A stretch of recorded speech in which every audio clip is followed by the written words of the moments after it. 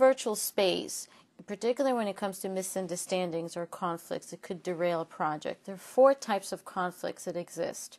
One is around performance. Performance conflict is oftentimes there's an issue around, well, what am I supposed to do and how should I do it? I might have my performance standards, but you're my boss and you're located somewhere else. So what is the performance conflict? So that's one. The second one often happens is an identity conflict. And in today's business environment, many virtual team members are working on multiple teams, reporting to different managers in a matrix organization. So the identity has to do with, where do I belong? You know, on this virtual project, for my local project.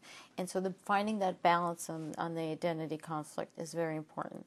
The third is data conflict. We're all overwhelmed with a lot of information and data. We're probably getting inundated with email and just lots of information all day long.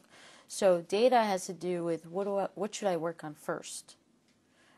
And the fourth one, which is also important in the virtual space, and sometimes we forget about that, is social conflict. And social conflict has to do with, who are the people on my team? And what are their personalities, particularly if it's a work-at-home situation or a remote location situation. So what's important for a virtual manager is to understand that these are the 4 types of virtual conflicts that occur most often, and to build the mechanisms in place to identify what are the performance expectations, to help virtual team members understand the identity, the belongingness, to clarify what data is most important or relevant. Yes, it's important to be copied on everything, but what should you work on first? What are the priorities? And as they shift with them. And the fourth is to create some team spirit, to create some social bonding.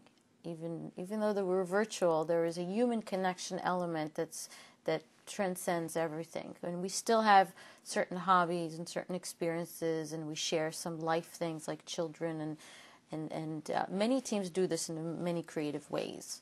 Those are the 4 key elements, and there are lots of stories and tips and guidelines in my book about those 4